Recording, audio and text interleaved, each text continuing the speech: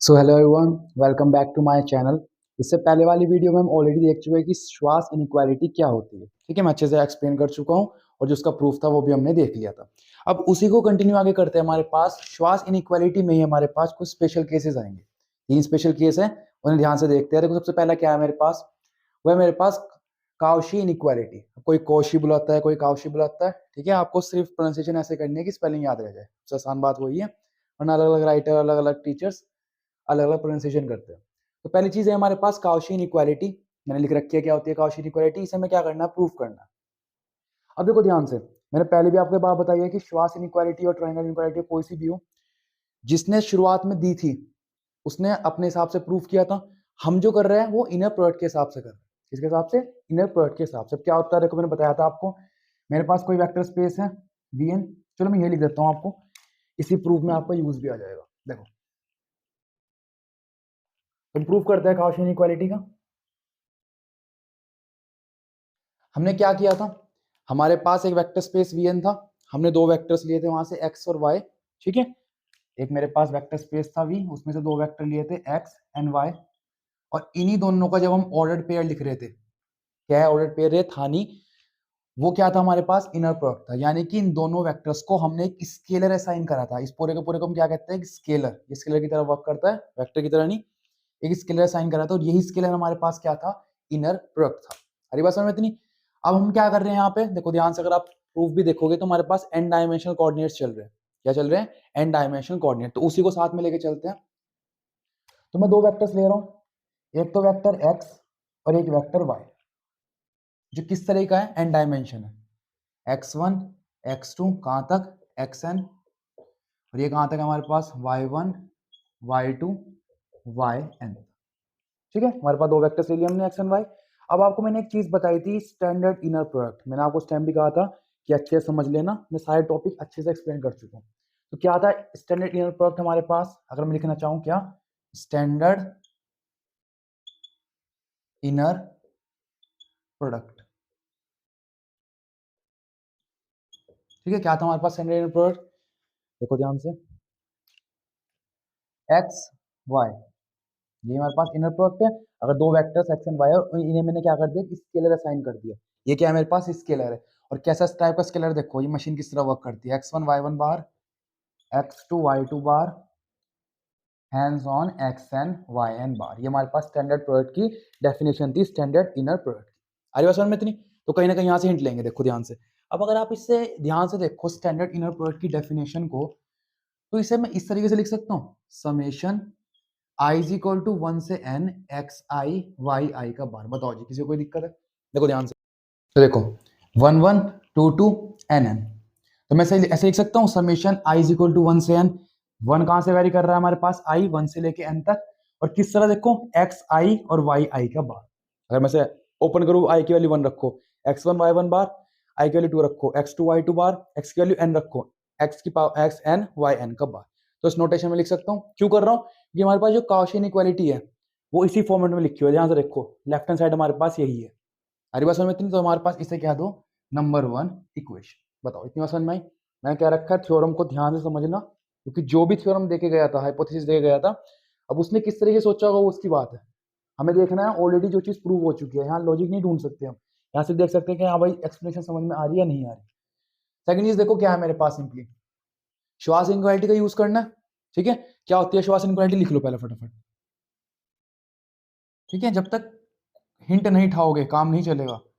श्वास इनइक्वालिटी देखो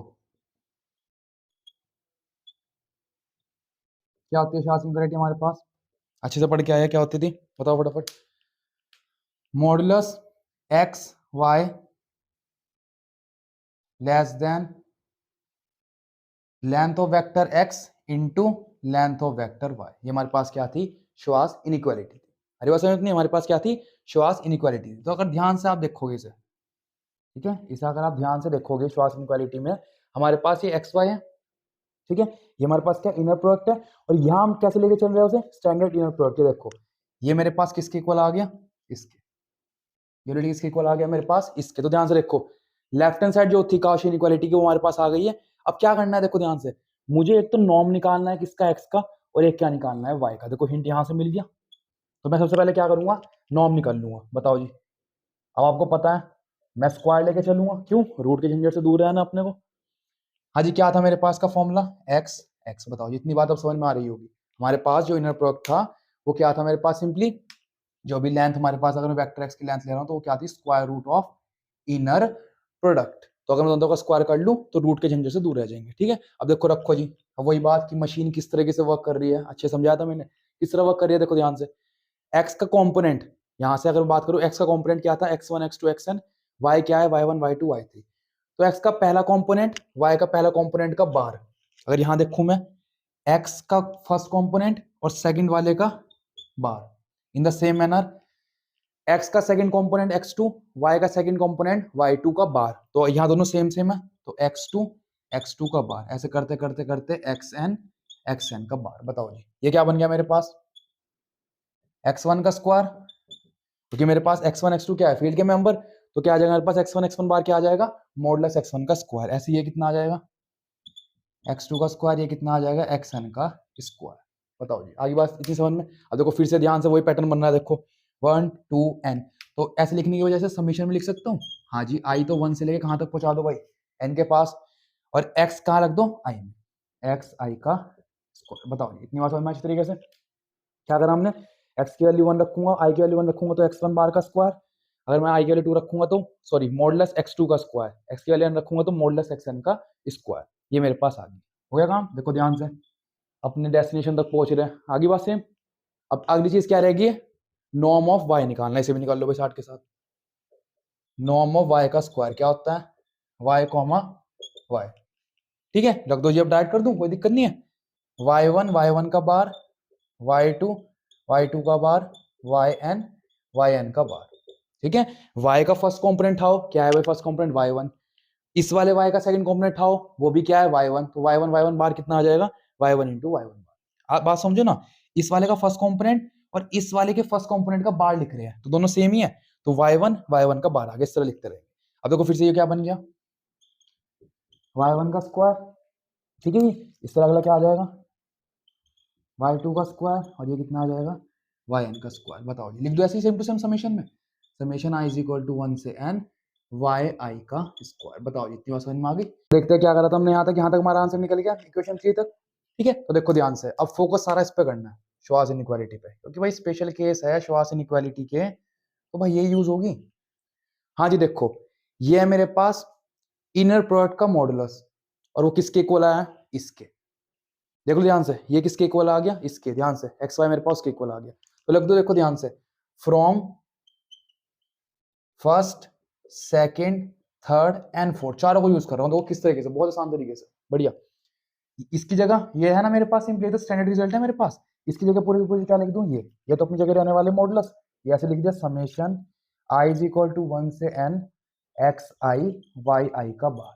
हाँ जी इतनी बात आ गई।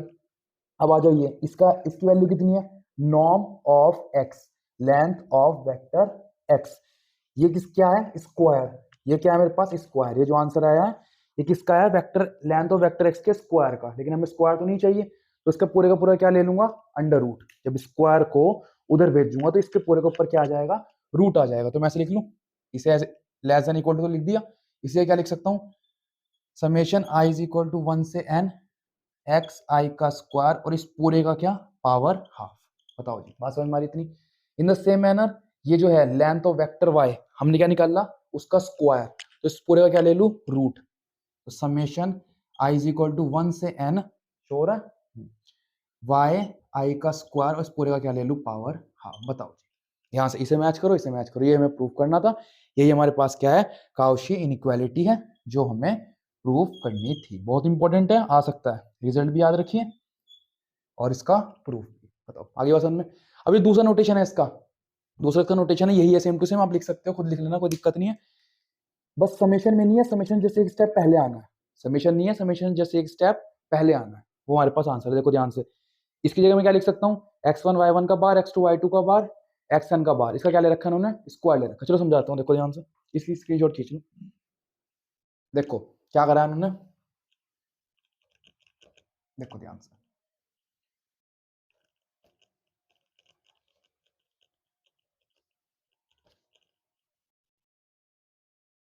हमें क्या रिजल्ट चाहिए, हमें चाहिए एक तो एक्स वाई का बार चाहिए हमें। चलो कोई दिक्कत नहीं है। देखो जी, देखो क्या करा हमने, ये हमारे पास आया रिजल्ट। इसकी जगह मैं क्या लिख सकता हूँ, एक्स वन वाई वन बार की जगह इसकी जगह मैं पूरा का पूरा लिख सकता हूँ उठा के। ठीक है, क्या लिख सकता हूँ बताओ, एक्स वन वाई वन का बार, एक्स टू वाई टू का बार, एक्स एन वाई एन का बार लिख सकता हूँ पूरा का पूरा। इसकी जगह ये लिख सकता हूँ, तो इसकी जगह मैंने क्या रिप्लेस कर दिया, ये बताओ कितनी आसान आ गई। लेस देन इक्वल टू है, लिख दिया, इसे रब कर रहा हूँ मैं। हाँ जी, ये मेरे पास लेंथ ऑफ वेक्टर एक्स, इसका आंसर कितना आया था मेरे पास, स्क्वायर था ना मेरे पास, उधर चाहे क्या बन गया था, रूट बन गया था। तो यहाँ क्या लिखा हुआ था अगर मैं आपसे पूछूं, एक्स वन का स्क्वायर, एक्स टू का स्क्वायर, एक्स एन का स्क्वायर, ये था मेरे पास पूरा का पूरा। बताओ जी, आप चेक भी कर सकते हो पीछे जाके, ये मेरे पास आया था 1/2। आप चेक कर लीजिए पीछे जाके, हमारे पास ये पूरी की पूरी स्टेटमेंट यहाँ बन रही थी। एक्स टू का स्क्वायर कहाँ तक थी, एक्स एन का स्क्वायर था, और ये किसके इक्वल था, इस नॉर्म के स्क्वायर के। तो जैसे स्क्वायर भेजूंगा इस पूरे के ऊपर क्या आ जाएगा, 1/2 आ जाएगा। सिंपल सी मैनर है, बस एक नोटेशन समेशन की है, एक बिना समेशन किए। इन द सेम मैनर ये जो था, ये क्या आ गया था मेरे पास, वाई वन स्क्वायर कहाँ तक, वाई एन स्क्वायर तक। ठीक है, उसकी पावर कितनी आ गई थी, हाफ आ गई थी, क्योंकि हम क्या लेके चल रहे थे, लेंथ ऑफ वेक्टर वाई का स्क्वायर लेके चल रहे थे। जब आपने स्क्रीनशॉट खींची आप देख भी सकते हो उसमें। ठीक है, तो रूट उधर जाके क्या बन जाएगा, पावर हाफ बन जाएगी। ठीक है, बस हो गया हमारा काम। नोटेशन है बस, सिंपली कैसे भी लिख सकते हो, वहां तक छोड़ो कि वहां तक भी ठीक है, बस एक दूसरा स्टेटमेंट है और वो आसानी है। देखो क्या करा, यहाँ पावर हाफ है, वहां पावर हाफ है, दोनों तरफ क्या ले लो, स्क्वायर ले लो। X one Y one bar, X two Y two bar, कहाँ तक, X N Y N bar. तो ये स्क्वायर हमारे पास यहां से आया था। ठीक है जी, आगे होगी बात समझ में अब तो, कि कहां से आया मेरे पास स्क्वायर, ये एक्स एन का स्क्वायर ये यहाँ आ गया, और इस तरफ का स्क्वायर करूंगा तो ये पावर गायब हो जाएगी, वाई एन का स्क्वायर। ये मेरे पास क्या आ गया, आंसर आ गया। ठीक है जी, ये हमारे पास क्या आ गया, इसका सेकंड नोटेशन आ गया, किसका, काउशी इनइक्वालिटी का, विद द हेल्प ऑफ श्वास इनइक्वालिटी। बताओ जी, आगे बात समझ अच्छे तरीके से। तो इस तरीके से हमें प्रूफ करना है। इसकी जगह हम किससे रिप्लेस कर दिया, इससे, इसकी जगह किससे रिप्लेस कर दिया, इससे, इसे किससे रिप्लेस कर दिया, इससे। जस्ट हमने इनकी हेल्प से ये समेशन में लिखा था ना, अब जो समेशन की हेल्प से हमने वापस हमने एक्सपेंड कर दिया, और वही हमारे पास आंसर हो गया। बताओ आगे बात समझ में, नोट करो इसे फटाफट, आगे बढ़ते हैं।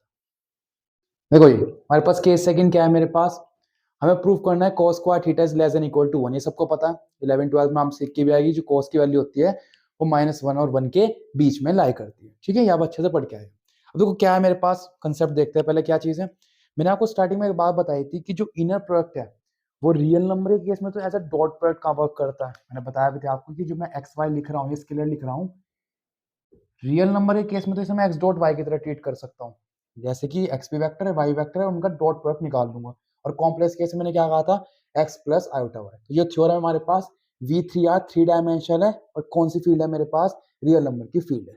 तो कहीं ना कहीं मैं ऐसे इनर प्रोडक्ट को as a dot product use करूंगा, और करना ही पड़ेगा, क्यों, क्योंकि इससे आपको पता भी है, अगर मैं लिख रहा हूँ, भूल जाना थोड़ी देर के लिए कि आप BSc में हो। ठीक है, ग्रेजुएशन लेवल भूल जाओ फिलहाल के लिए, 11 12 में वापस चल रहे हैं पुराने जमाने में। मेरे पास अगर कोई दो वेक्टर एक्स एंड वाई है, मैंने कहा इसका डॉट प्रोडक्ट लिखो, तो क्या करते थे आप, एक्स वाई कॉस थीटा, यही था मेरे पास आंसर।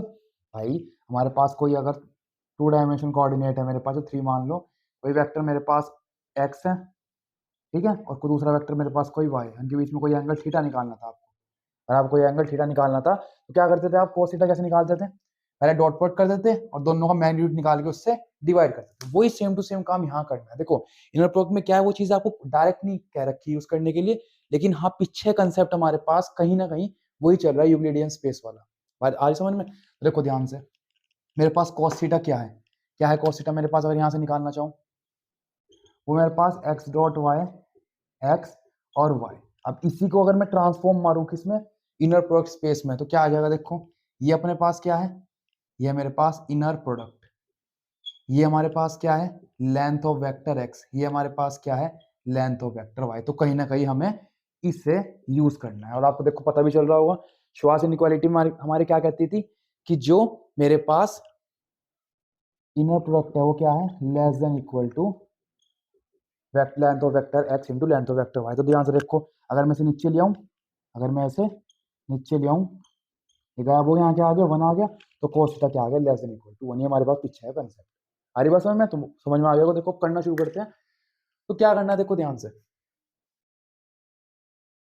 देखो जी इनर प्रोडक्ट में क्या दे रखा है x Y, x1 y1 x2 y2 x3 y3। ना भी देखते हम खुद लिखते, 3 डायमेंशन हम इसे खुद लिखते क्या, x1 y1 बार x2 y2 बार x3 y3 बार, 3 डायमेंशन का है। और क्योंकि रियल नंबर की फील्ड है तो कॉन्जुगेट से कोई भी फर्क नहीं पड़ता, तो उसे हटा देते। बताओ हमारी बात समझ में? ना भी देखते हम खुद लिख लेते उसे। तो क्या करना है देखो, सबसे पहले क्या कहूंगा मैं कि let theta be the angle between non-zero vectors, between non-zero vectors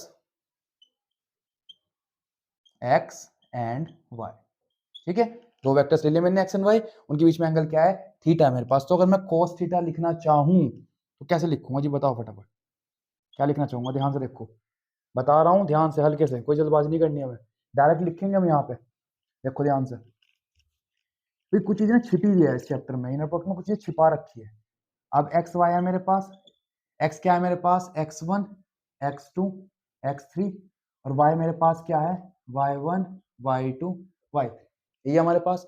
तो अगर मैं इसका डॉट प्रोडक्ट लिखता x1 i cap x2 j cap x3 k cap y1 i cap y2 j cap y3 k cap, तो i की i से करता, तो x1 y1 plus x2 y2 plus x3 y3, यही लिखता मैं। तुम डायरेक्ट लिखेंगे यहाँ पे x1 y1 plus x2 y2 plus x3 y3, ये मैंने ऊपर लिख दिया। ठीक है, असल में करा उसने वही, लेकिन बस बताया नहीं आपको, चल पीछे वही रहा है बैकग्राउंड में। ठीक है, ये बैकग्राउंड आर्टिस्ट है, संगतकार की भूमिका निभा रहे हैं। आरी बात समझ में इतनी? हाँ जी, आगे क्या करेंगे, नीचे क्या होता था, cos थीटा का फॉर्मूला बताता ना मैंने आपको, x dot Y upon modulus of x modulus of y, 11 12 के बेस पे। तो ये क्या था मेरे पास, लेंथ थी। नीचे क्या लिखूं ध्यान से, लेंथ ऑफ वेक्टर x।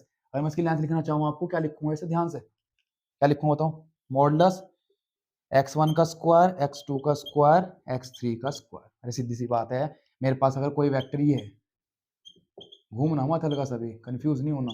ठीक है, और मैंने कहा भाई इसकी लेंथ निकाल दो, कितनी लंबाई का है मेरे पास, तो क्या करते थे आप, अंडर रूट एक्स कॉम्पोनेंट का स्क्वायर प्लस वाई कॉम्पोनेंट का स्क्वायर प्लस जेड कॉम्पोनेंट का स्क्वायर। यहाँ कॉम्पोनेंट क्या है, x1 x2 x3, इतनी सी बात है बस, कर ली। हरी बात समझ में? तो देखो यहाँ क्या लिखोगे, y1 का स्क्वायर y2 का स्क्वायर और y3 का स्क्वायर। ठीक है, हमारे पास क्या है, ये आ गया, और इसके लेंथ क्या है, y1 स्क्वायर y2 स्क्वायर और y3 स्क्वायर। आ रही बात समझ में? ये डायरेक्ट मैं क्यों लिख रहा हूँ, क्योंकि अब इसके हेल्प से हमें इनर प्रोडक्ट में पहुंचना है। कभी आप इसकी हेल्प से ये लिख दो ना, ना ना, पहले ये लिखना है, उसके बाद हम आगे बढ़ेंगे। देखो कैसे, ये मेरे पास क्या आया बन के, बताओ जी क्या बन के आया, यहाँ लिख दूं, ये मेरे पास आया x कॉमा वाई, यहाँ से फ्रॉम फर्स्ट, पहले का हमने यूज कर लिया, फ्रॉम फर्स्ट से हमने क्या लिख दिया, ये लिख दिया हमारे पास कि इनर प्रोडक्ट है। ये मेरे पास क्या है, अगर मैं इसका स्क्वायर कर दूं तो मैं इसे ऐसे लिख सकता हूँ, बताओ जी अगर किसी को कोई दिक्कत है तो, इसे मैं ऐसे लिख सकता हूँ, modulus length of vector x का स्क्वायर, बताओ, या फिर सिर्फ लेंथ ऑफ वेक्टर एक्स लिखूं, फटाफट बताओ स्पीड में क्या लिखूंगा। देखो क्या करना है, अगर मैं ये निकाल लूं इसका स्क्वायर, क्या आ जाएगा, एक्स कॉमा एक्स, डायरेक्ट लिख रहा हूं मैं, x1 x1 x2 x2 x3 x3, बात आई समझ में? इसका फर्स्ट कंपोनेंट इसके फर्स्ट कंपोनेंट का बार, तो क्या बन जाएगा, x1 का स्क्वायर x2 का स्क्वायर और x3 का स्क्वायर। यहाँ से देखो ये मेरे पास स्क्वायर आया, अगर मैं दोनों का रूट ले लूँ, यहाँ भी रूट ले लिया, ये स्क्वायर गायब हो जाएगा। तो इसकी जगह मैं क्या रिप्लेस कर सकता हूँ, लेंथ ऑफ वेक्टर x, क्या लिख सकता हूँ, लेंथ ऑफ वेक्टर x। ऐसे इसकी जगह क्या लिख सकता हूँ, लेंथ ऑफ वेक्टर y। बताओ जी इतनी बात समझ में आई? देखो आई बात समझ में, क्या है मेरे पास, सिंपली डायरेक्ट लिख सकते हैं। यहाँ आप लिखना चाहो तो लिख दो, मुझे कोई दिक्कत नहीं है, कि मेरे पास ये किसके इक्वल आ जाएगा, इसका स्क्वायर x1 का स्क्वायर x2 का स्क्वायर x3 का स्क्वायर, और यहाँ क्या लिख सकता हूँ, y1 का स्क्वायर y2 का स्क्वायर y3 का स्क्वायर। यूज आपको इनर प्रोडक्ट ही करना है और कुछ नहीं करना है, इनर प्रोडक्ट और श्वास इनइक्वालिटी उसी से करना है। आगे बात, इसे नंबर 1 क्या लूँ, क्या लिया। अब भाई अपने पास श्वास इनइक्वालिटी क्या कहती है, बताओ जी श्वास इनइक्वालिटी हमारे पास क्या कहती है। अच्छा एक बात और बताता हूँ, चलो आगे बताऊंगा। देखो मेरे पास श्वास इनइक्वालिटी क्या कहती है, बाय SCHWARZS, श्वास इनइक्वालिटी। क्या होती है, एक्स वाई लेस देन, ठीक है, ये मेरे पास श्वास इनइक्वालिटी। अरे बस समझ तरीके से। देखो एक चीज और देखिए पहले, इसे मिटा देता हूं मैं। देखो मुझे क्या चाहिए, मुझे क्वेश्चन में cos स्क्वायर थीटा लेना है, तो दोनों तरफ का स्क्वायर कर लो, cos स्क्वायर थीटा, ये मेरे पास क्या बन जाएगा, एक्स वाई का स्क्वायर, और नीचे क्या लिख सकता हूँ, इसका स्क्वायर और वाई का स्क्वायर। हरी बस में इतनी लिख सकता हूँ आराम से। अब देखो एक बात और ध्यान से देखो, बहुत अच्छी बात है यहाँ पे, क्या मैं एक्स वाई के स्क्वायर को इस तरह लिख सकता हूँ, ऐसे लिख सकता हूँ? आप कहेंगे क्यों? क्यों? क्योंकि मेरे पास एक्स वाई क्या है, एक स्केलर है, तो स्केलर का स्क्वायर कर लो, मान लो मेरे पास 2 ही है, 2 का स्क्वायर कर लो, या मॉडुलस 2 का स्क्वायर कर लो, आंसर सेम आएगा। मैं ले लिया -3, -3 का स्क्वायर करोगे 9, -3 के मॉडुलस का स्क्वायर करोगे, मॉडुलस यानी कि पहले 3 बन गया, उसका स्क्वायर करोगे तब भी कितना आएगा, 9 ही आएगा। तो रियल नंबर के केस में, क्योंकि रियल नंबर चल रहा है, मैं इसे इस तरीके से लिख सकता हूँ। तो मैं क्या कर सकता हूँ, इसे मैं इस तरीके से रिप्लेस कर सकता हूँ। क्यों कर रहा हूँ वही बता दूंगा आपको, क्योंकि श्वास इनइक्वालिटी क्या है दिमाग में रखो, तब तक काम नहीं होगा, तो श्वास इनइक्वालिटी को दिमाग में नहीं रखोगे, वो यूज करनी है अल्टीमेट में, ठीक है। देखो जी, हाँ जी फटाफट निपटाते हैं ऐसे। हाँ जी, क्या कहती है हमारे पास श्वास इनइक्वालिटी, बाय श्वास इनइक्वालिटी। हाँ जी, क्या कहती है श्वास inequality, modulus of inner product less than equal to length of vector X into length of vector Y, ये कहती है अपने पास।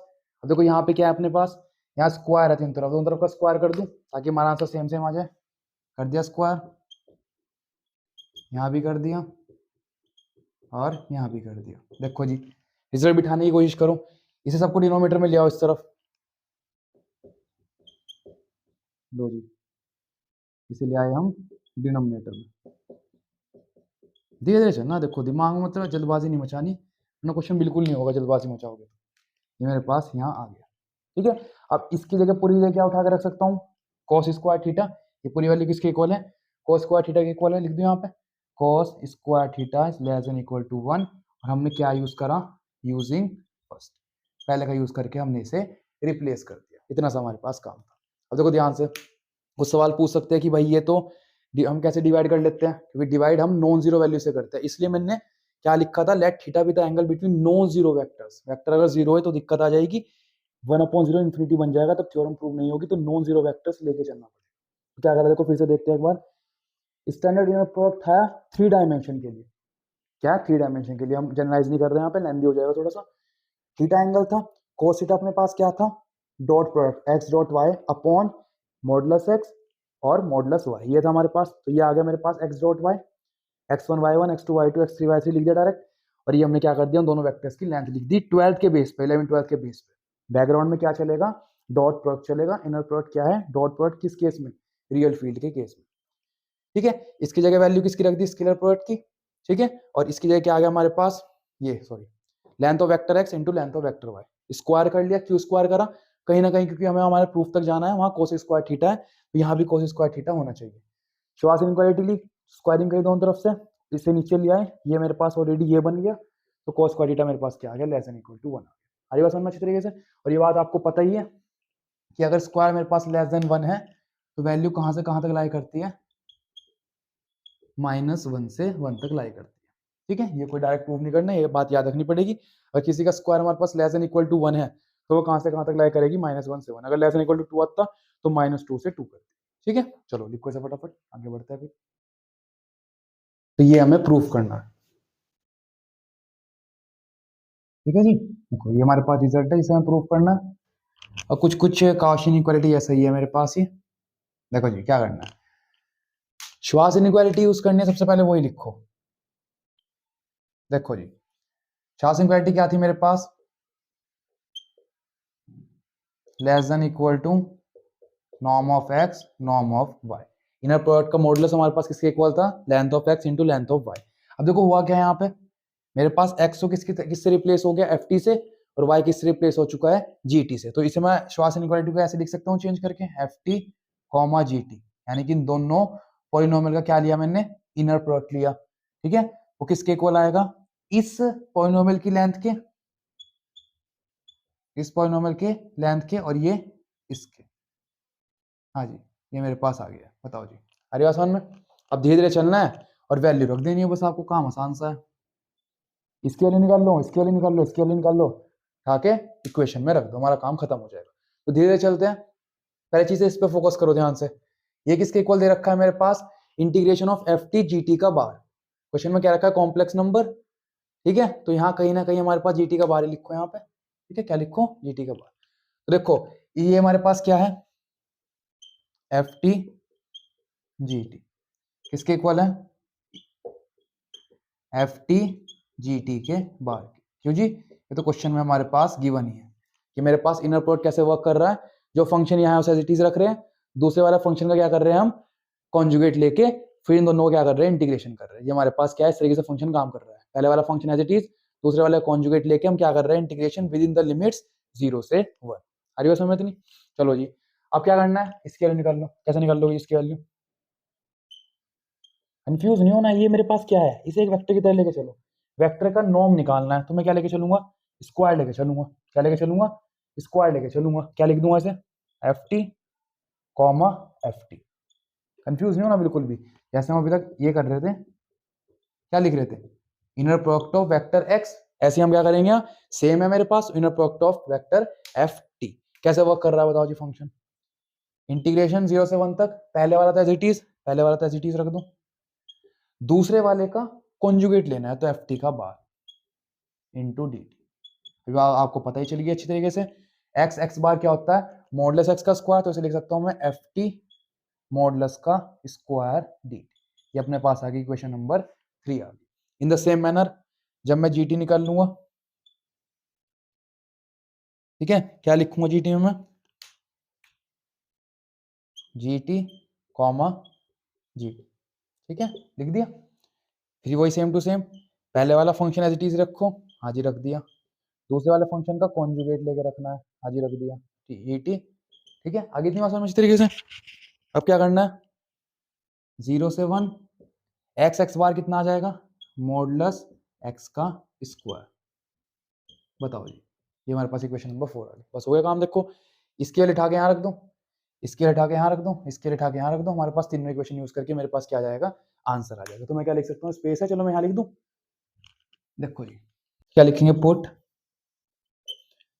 2 3 4 इन फर्स्ट। 2 3 4 को उठाए कहाँ रख दो? फर्स्ट के अंदर रख दो। देखो मैं कंटिन्यू ऐड करो, देखो ध्यान से।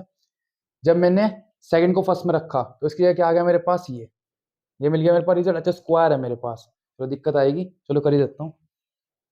देखो क्या करना है? इक्वेशन 2 को पुट करो ध्यान से वन के अंदर। मैं इसकी जगह क्या लिख रहा हूँ? ये पूरे का पूरा लिख रहा हूँ। तो क्या लिखूंगा? देखो ध्यान से, मॉडुलस इंटीग्रेशन कहाँ से? 0 से 1 तक एफ टी जी टी का बार और डी टी।